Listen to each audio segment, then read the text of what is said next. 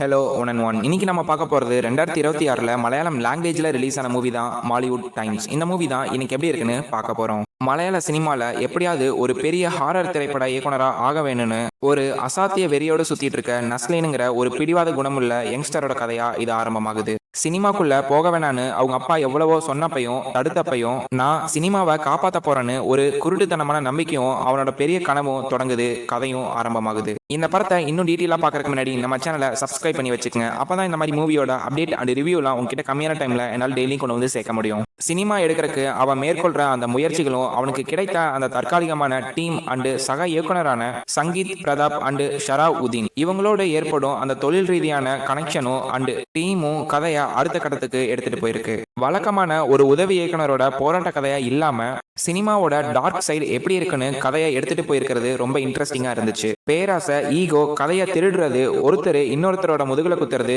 And சமூக ஊடகங்கள் நடத்தப்படுற PR rating ஃபேக்கா போடுறதுன்னு எல்லா பிரச்சனையும் வினித் தன்னோட படைப்புல பயணமா எடுத்துட்டு போயிருக்காரு. இந்த பயணம் ஒரு உளவியல் ரீதியான போர்க்களமா மாறி இருக்கு. படத்தோட ஹீரோவான வினித் தன்னோட கனவு படத்தை டைரக்ட் பண்ணினாரா அப்படிங்கிற கொஸ்டினை விட சினிமா மீது அவர் வச்சிருக்க அந்த வெறி அவரோட கேரக்டரை மாத்துச்சா இல்ல அவரை சுத்தி இருக்கவங்களோட வாழ்க்கைய நல்லா மாத்துச்சா இல்ல சீரழிச்சுச்சா அப்படிங்கறதான் மீதி கதையா பயணமாகுது. சில கவலைகளையும் தொடர்ந்து சினிமாங்கிற ஒரு மாய உலகத்துல அவரு அந்த உச்சத்தை தொட்டாரா இல்லையா, இந்த மாதிரியான ஒவ்வொரு கேள்விகளுக்கும் பதிலா மீதி கதை ஒரு காமெடியான டோன்லயும் அதே சமயம் ஒரு உளவியல் ரீதியான அதிர்ச்சியோடு இந்த கதை முடியுது. இந்த படத்தோட பாசிட்டிவ் சைடுன்னு பார்க்கும்போது நஸ்லின் இதுவரை நடிச்ச கேரக்டர்ஸ்ல இந்த கேரக்டர் ரொம்ப மெச்சூரா இருந்துச்சு. அதே சமயம் லேயர் பை லேயரா அவரோட நடிப்பு வெளிப்படுத்தி இருந்தாரு. ஒரு மேதாவித்தனமும் அதே சமயம் சுயநலமும் கொண்ட நஸ்லின் கதாபாத்திரத்துக்கு அவர் ஒரு கச்சிதமா பொருந்தி இருந்தாரு. சங்கீத் பிரதாப் அண்டு ஷராவுதீன் இவங்க தங்களுக்கு கொடுக்கப்பட்ட கேரக்டரை கரெக்டா பண்ணியிருந்தாங்க. இது படத்துக்கு ஒரு பெரிய பிளஸ்ஸா பார்க்கப்படுது. வினித் சீனிவாசன் அண்டு பசில் ஜோசப் இவங்களோட கேரக்டர் கதையோட தீவிரத்தை உணர்த்த ரொம்ப ஹெல்ப் பண்ணிருக்கு.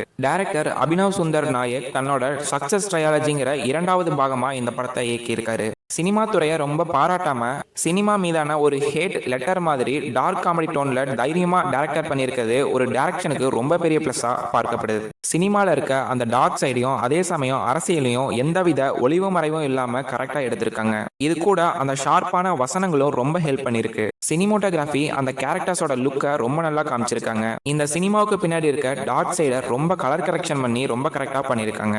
ஜேக்ஸ் பிஜாயினோட பேக்ரவுண்ட் மியூசிக் படத்துக்கு ரொம்ப பெரிய ஹெல்ப்பா இருந்திருக்கு. படத்துல இருக்க அந்த உளவியல் ரீதியான அழுத்தத்தை இவரோட மியூசிக் ரொம்ப நல்லா எடுத்துட்டு போயிருக்கு. டைரக்டர் தான் இந்த எடிட்டிங்கையும் பண்ணியிருக்காரு. ஒரு சீன்ல இருந்து அடுத்த சீனுக்கு மூவ் ஆகிற விதம் அந்த சீனோட வேகத்தை ரொம்ப கரெக்டா எடுத்துட்டு போயிருக்கு. படத்தோட நெகட்டிவ்னு பார்க்கும்போது படத்தோட ஃபர்ஸ்ட் ஹாஃப் ரொம்ப விறுவிறுப்பா நகர்ந்தாலும் செகண்ட் ஹாஃப்ல சினிமா உலகத்தை திரும்ப திரும்ப அதே ஒரு டோன்ல சொல்ல முயற்சிக்கிறது ரொம்ப ஒரு போரிங்கா இருந்துச்சு. ஒரு கட்டத்துக்கு மேல நஸ்லின் என்ன பண்ண போறாருங்கிறது நமக்கே தெரிய வருது. அவரோட ஈகோ எப்படி செயல்பட போகுதுங்கிறது ஆடியன்ஸான நமக்கு ஈஸியா ஜட்ஜ் பண்ற மாதிரி இருந்துச்சு. செகண்ட் ஹாஃப்ல வர சில சீன்ஸ் தேவையில்லாத வசனங்களும் ரிமூவ் பண்ணிருந்தா இன்னும் பெட்டரா இருந்திருக்கும். இந்த படம் படத்துல முழுக்க முழுக்க எல்லா கேரக்டர்ஸையும் எதிர்மறையான அந்த பக்கங்களை காமிச்சிருக்கனால எந்த ஒரு கேரக்டர் மீதும் அந்த அட்டாச்சே இல்லாத மாதிரி ஃபீல் ஆச்சு. இந்த படம் பிரீச்சி, அதாவது கொஞ்சம் அட்வைஸ் பண்ற மாதிரி டோன்ல இருந்தாலும் எந்த ஒரு சமரசமும் இல்லாம அந்த டார்க் சைட காமிச்ச விதம் அதே சமயம் காமெடியாகவும் கொண்டு போயிருக்காங்க. இந்த படத்தோட ரன் டைம் 2 hours 47 minutes கிட்ட இருக்கு. ஃபைனலா இந்த மூவி யாருக்கு செட் ஆகும்னா வழக்கமான ஃபீல் குட்டான மலையாள திரைப்படத்தை எதிர்பார்க்காம